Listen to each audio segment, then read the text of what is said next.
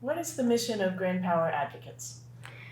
The mission of GrandPower Avocates is to provide a forum for kinship caregivers to raise issues that are important to them, such as housing, economic conditions that they live in, and benefits they receive. And why do you invest in community organizing, in having them bring their voices to the front? Well, we invest in community organizing through the GrandPower Project because we believe the caregivers are the best persons to raise the issues that they are facing. Who better than the ones that are living through this situation to raise the issues of economics, housing, and other financial conditions that they live in. And you work with them directly, correct? I do, and in 2 levels. I run the Kinship support program for a broader range of caregivers in Westchester County and Rockland County to provide services to them. And then the GrandPower Project is a subset of the Kinship support program, and that's the advocacy arm of the program. And you know each of these advocates yourself? I do. We've worked with them many of them for many years. They came in first as caregivers who needed help. They got the kids, and now they were so committed to doing that, but it's like they got the kids, and then what next? They realized their housing wasn't adequate, their income wasn't adequate, because many of them are retired. Mm-hmm. And it's like, well, what did I get myself into? So we've provided an array of benefits for them to make it easier for them to raise the children and provide a comfortable home for them. So this is a long script. So tell me about moving from providing services to them being advocates for these issues, and speaking out about some of the issues to policymakers. How did that happen? Well, not everybody makes it, but when caregivers get settled, they get the benefits and the services they need, then they can start thinking about other caregivers and kind of the general kinship issues. And they will take on this role to help other caregivers.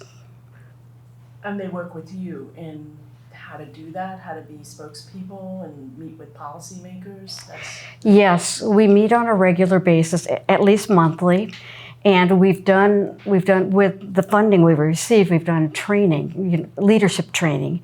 So they have had some training for this role. And then I work with them to take on the different kind of tasks we have that GrandPower Advocates do, such as sitting on committees and task force. And this is very important because those kind of committees are places that kinship caregivers have never been represented. So their issues can be lifted up and put on agendas where they haven't appeared before. Speaking at public hearings, particularly to elected officials. It's amazing how many times we hear that elected officials and other community leaders didn't know that there were people raising grandchildren and other relative children. And I've been doing this work over 20 years, and it continues to be an issue.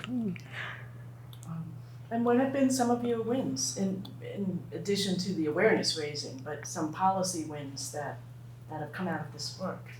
Well, I think I have to speak about our relationship first is with the Westchester County Department of Social Services, that they are much more accommodating to the kinship caregivers. These people are not in the foster care system, so they have the same needs as foster families, but they don't receive the same benefits. But DSS has provided additional support to them.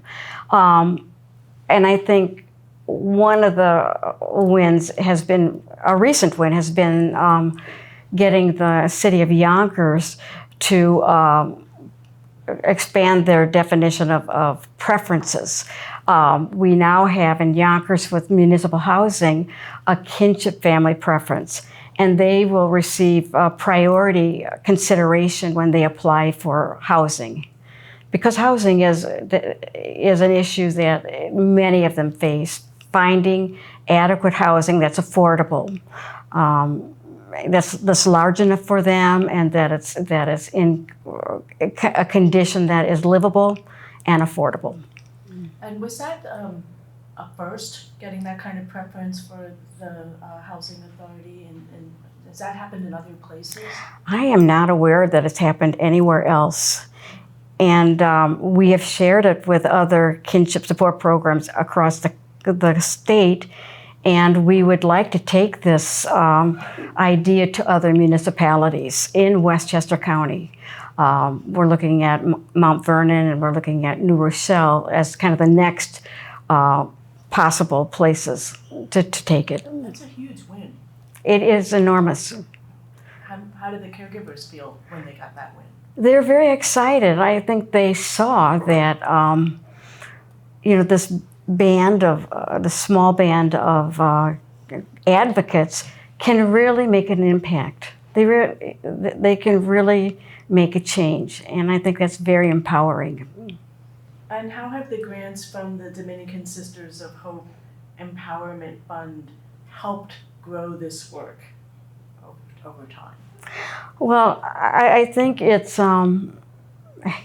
helped us to nurture this band of advocates and increase it, because it kind of ebbs and flows with the people who are in it, depending on their circumstances.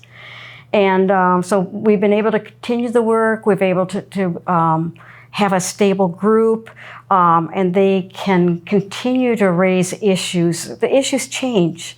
From the very beginning, it's getting benefits. It's enough financial resources to raise the children. And then we've been able to move to housing, but housing is really a big issue. It's not something that's going to happen overnight, and there's not one size that fits all. The type of housing, and even in the communities, all the communities are different, and there's not one place that you can go to change housing policy. You have to work at the local level, the county level, and the state level. Which takes time. It takes time building those relationships, and sometimes learning who you have to talk with, and building coalitions. As I said before, having the advocates, we have a couple that sit on the Westchester County Families Task Force, and they were asked to present their situations, and they were very open to doing that.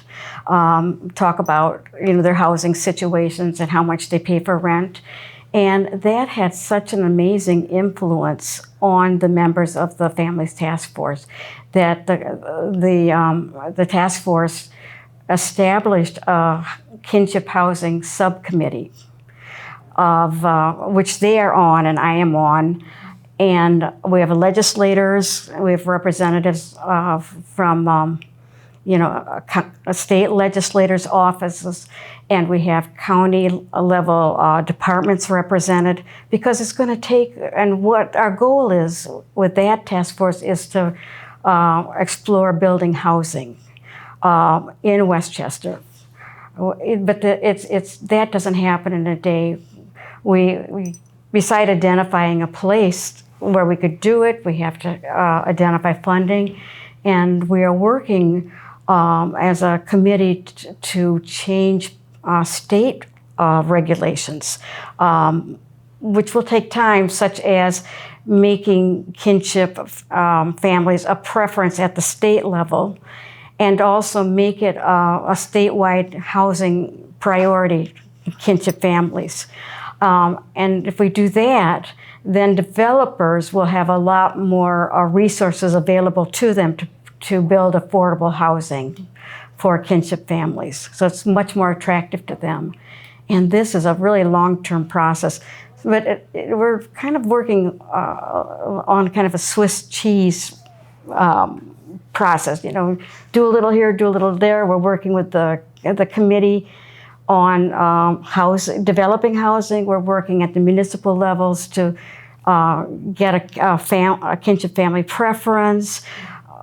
We'd love to be able to work with Section 8 to get more Section 8 vouchers for these families, but we know that they are so limited for the county. It's an issue that the will is there, but the benefit is not available at this time. We need a lot more funds, which are to provide additional vouchers for the families that need them. So you mentioned having been in this work for a long time. So I want to ask you on a personal level, clearly the leadership development and working with these providers and over time and the ebbs and flows, and these are big goals. What keeps you in it? I think them. Well, they're mostly women that I work with, older women, and they're raising these children. They've taken this on at a time in their lives where they could be sitting back and just enjoying life, or maybe having a small part-time job, but they have taken in these children. And just getting to know them and get to know the love they have for the children that they're raising, but also that they want to do something for other caregivers. They don't want other caregivers to have to face the same issues they have. They want to make it better. And that really keeps me going. How do you define hope in this work? Hope? Well, I think just seeing their spirit. You know, they're willing to continue this. This is not something that happens overnight, that they're willing to stick with it. And I think every time we have a small success, that gives us hope. You know, or we meet somebody new, you know, that is committed, that we have additional relationships. I met someone on the phone the other day who I had known, who's working for an assembly person. We're trying to work on a housing issue for a caregiver, a specific one. And I had known her from Rockland County. She had worked for another legislator, assembly person there. So you develop this network of people. And once they get to know the grandparents and get to know their issues, they are very supportive. And that gives me a lot of hope.